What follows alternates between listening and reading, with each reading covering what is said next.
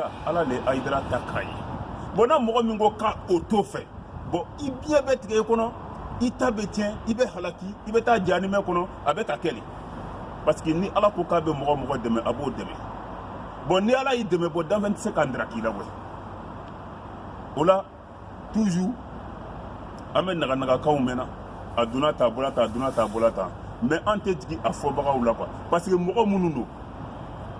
a bɛɛ bɛ seli o de kosɔn seli tɛ silamɛya ye n'a fɔra seli tɛ silamɛya ye karamɔgɔ dɔw ka diriki bɛ bulu bɔ seli tɛ silamɛya ye ni seli ye silamɛya ye kira ka sahaba kafiri nafigiw olu tun tɛ jeni parce que i bɛ ka min yira mɔgɔw la o ye silamɛya ye koyi mais i bɛ ka min kɛ kɔnɔ o tɛ bon o bɛ wele de ko nafigifin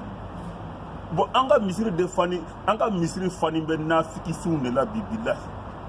a ka haramu silamɛ t'u ye o la toujours an bɛ dugawu kɛ Haïdara n'a kɔ ye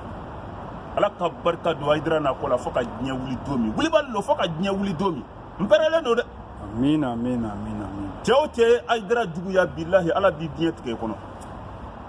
cɛ o cɛ ye Haïdara juguya ala b'i diɲɛ tigɛ kɔnɔ parce que a jateminɛ kira Muhamadu sallallahu alaihi wasallam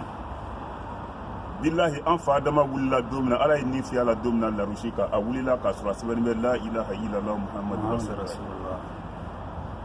ala ko k'u ka dumuni kɛ arijinɛ yɔrɔ bɛɛ kɔnɔ yiritu kelen bɛ k'u k'o to yen setana ye waso u ye yiri dun an fa Adama filila a nana solonali doni jɔn nin tɔgɔ ye kira Muhamadu sallallahu alaihi wasallam Mustafa Naziru Bashiru Gilahi sallallahu alaihi wasallam est-ce que y'a faamuya a ko ala a kɛ i ka kira Muhamadu sallallahu alaihi wasallam kama i ka yafa ne ma parce que ala n y'a ye n wulila don min na n y'a ye a sɛbɛnnen bɛ la ilaha illallah muhammadu rasulullah c'est à dire ala e ye mɔgɔ min tɔgɔ tugu tɔgɔ la o ka di i ye kojugu ala a kɛ kira Muhamadu sallallahu alaihi wasallam kama i ka yafa ne ma ala ko n sɔnna mais i tɛ to yan dɛ ala ye an fa Adama ye refile ka bɔ alijinɛ kɔnɔ a n'a muso kana dugumakolo sanfɛ karamɔgɔw tulo b'a la n'u y'a mɛn ni min ma sɔrɔ bi la mako b'i la ne m'a fɔ ne kalannen don dɛ mais ne bɛ min dɔn dɛ ala kɔfɛ dɛ danfɛn de tɛ se k'a wuli n'i bɛ se ka wuli mako b'i la face à face mais silamɛya karamɔgɔw tɛ ne sɔsɔ ne n'olu bɛ ɲɔgɔn faamuya mais nafigi karamɔgɔ minnu bɛ silamɛya kɔnɔ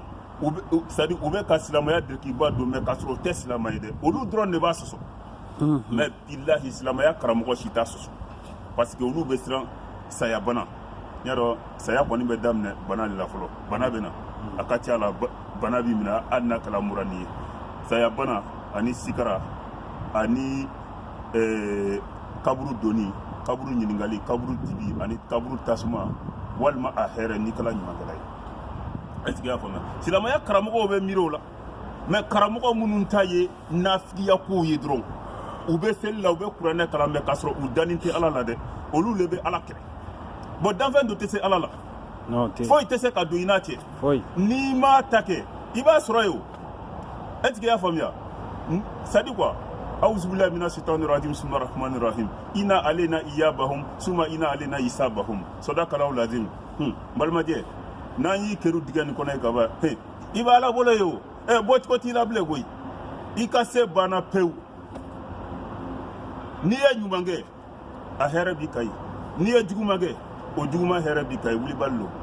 i ma alijana walima jahannama ala k'an kisi jahanimɛ tɔɔrɔ ma ala ka alijinɛ di an bɛɛ ma o la anw bɛ Haïdara féliciter le techniquement diɲɛ tagabolo la a ye ɲuman kɛ silamɛya tagabolo la a y'o découverte kɛ an ye bi o la an tɛ se ka siran ka kuma karamɔgɔ nafigi minnu b'a la ka Haïdara dɔgɔya dɛ c'est à dire an wuli ka jɔ kuma sera an tɛna an bolo kuru ka mɔgɔ kɛlɛ an tɛna mɔgɔ neni an tɛna banburu fɛnɛ ta mɔgɔ fɛ mais nɛmuru kɔni o bɛ yen an b'o kɛ le fo ka taa an biɲɛ ni tigɛ don min na Haïdara ye wulibali le ye a bɛ min fɔ dɛ wulibali lo ma nata i la ma nata i denna foyi ne natala ala la le ne ye n bolo ja ala ye bilahi n tɛ n bolo ja e ye faama si tɛ yen min b'a fɔ ko Haïdara tagala n ka so ko terrain di yan o tɛ yen mais karamɔgɔ nafigiw b'a la ka taa bureau ta pe diɲɛ don o don ko terrain di yan mais o faama tɛ Mali kɔnɔ a tɛ Mali kɔ kan ko faama min bɛ se k'a fɔ ko Haïdara ko nin di yan o tɛ yen cɛ ala tɛ na Haïdara ta ye koyi a b'a sababu le don dɔ la i bɛ na n'a ye leminɛ parce que dusukun bɛ ala le bolo n'i sɔnna ala ye ka ko to ala ta la k'a kɛ ala ye bilahi n kalina ala la i mako bɛ fɛn o fɛn na ala bɛ bilahi ala b'a bɛɛ k'i ye est ce que i y'a faamuya kira mamadu sallallahu alaihi wasallam ala ma jigi k'a dɛmɛ o n y'a dɔn kɔni surunya dan ale ka suru ala la ni dafɛ bɛɛ ye a ka di ala ye ka tɛmɛ dafɛ bɛɛ kan ale le bɛ solonali don kiyama jɔ don n'o o kɔfɛ solonali donba tɛ yen est ce que i y'a faamuya o la ne bɛ min f'i ɲɛna ayidara ala ka ayidara kɔrɔta k'a denw kɔrɔta k'a mɔdenw kɔrɔta k'a zuruya kɔrɔta fo ka diɲɛ dugukolo ci don min na o la an bɛ dugawu ka ayidara ye ala bɛ mɔgɔ min fɛ kɛ o fɛ dɛ n'i ban'o la ala b'i biɲɛ tigɛ kɔnɔ i bɛ taa jahanimɛ kɔnɔ wulibali lo cɛ o cɛ bana kira mamadu la a bɛɛ jahanimɛ dennama sala est ce que i y'a faamuya o la an bɛ wulibali le di dɛ n'i siranna i b'i sen bɔ a la n'i dala ala la a fɔ piɲɛ wulibali lo est ce que i y'a faamuya o la anw tɛ sira ka kuma mɔgɔ ɲɛ k'a fɔ k'an bɛ sira ka kuma parce que a bɛ sɔrɔ n'i y'a ye i bɛ siranna ka kuma o la i bɛ min fɔ ala ta tɛ n'i tɛ ka setana ta fɔ f'i bɛ ka ala ta fɔ kana sira foyi ɲɛ